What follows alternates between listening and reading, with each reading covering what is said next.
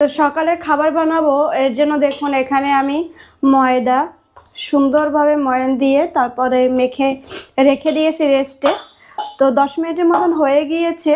এখন এটা করব। তো আজকে কি করব, আলুর পরোটা করব না কি করব তা জানি না, কিন্তু এখানে আলু সুন্দরভাবে সিদ্ধ করে নিয়েছি। এটা একটু গরম আছে তো এর জন্য এভাবে ভেঙে ভেঙে রেখেছি।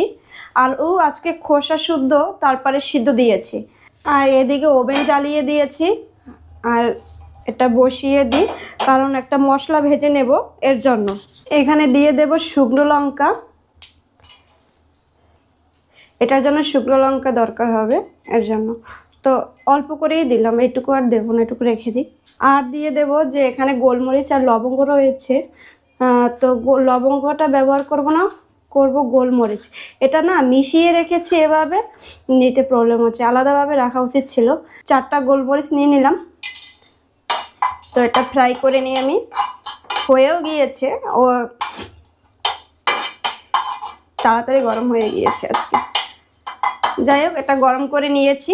এতক্ষণ আমি এই রুটিটা বেলে নিয়েছি, অনেক কথা বলেছি কিন্তু কোনো কথা রেকর্ড হয়নি, কারণ হয়েছে আমি রেকর্ডিং চালুই করিনি। যাই হোক, অনেক কথা বলেছি, কি বলেছি তা এখন ভুলে গিয়েছি। আমি এটাই বলতে চেয়েছি যে আমাদের এখানে ঠান্ডা পড়ে গিয়েছে হালকা। আগের বছর ঠান্ডা পড়েছে, সেই সাথে সাথে কুয়াশা পড়েছে, কিন্তু এবছর তা না। এবছর কি হয়েছে বলুন তো, ঠান্ডা পড়ার আগে কুয়াশা বেশি পড়ে গেছে। দুপুর রোদই পাচ্ছি না এখন, কারণ হচ্ছে 12টা 11টা বেজে যায় আপনার রোদ উঠতে, হালকা রোদ উঠতে। তো রোদ তো উঠিয়ে না বলতে গেলে চলে। আর আগের চেয়ে কিন্তু আমি এখন মোটামুটিভাবে রুটি করে নিতে পারি, গোল হয় মোটামুটি, কারণ আগে পারতাম না। আর আগে এগুলো তো করতাম না না বিয়ের আগে, মানুষে করতে করতে অভ্যাস হয়। আগে তো বিয়ের আগে মা করতো, তাই খেতাম বসে বসে। আর এখন তো মা করে দেবে না, এখন নিজের কাজ নিজেই করে নিতে হবে। আমার কাছে ব্রাশ নেই, ব্রাশ থাকলে ভালো হতো, এটা কিনতে হবে। এটা হালকাভাবে ছেঁকে নেব, এই যে।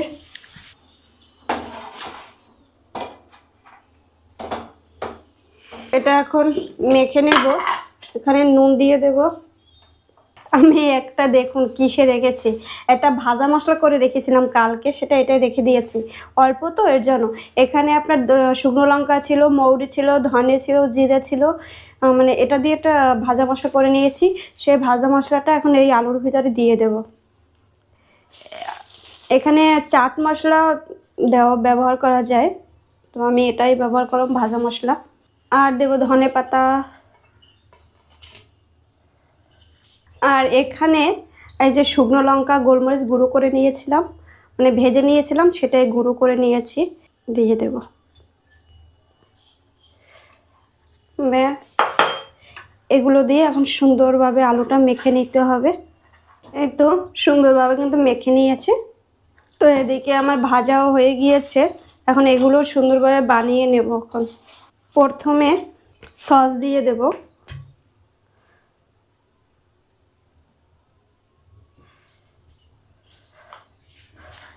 এই যে সস মিশিয়ে নিলাম। এখন এই যে আলু মেখেছি, আলু একটু বেশি হয়ে গিয়েছে, যাই হোক একটু বেশি বেশি দিয়ে দেব।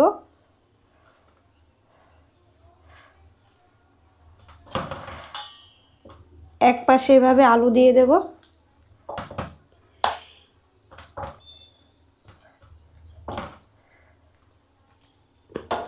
তারপরে এভাবে ভাঁজ করে নেব, এই যে।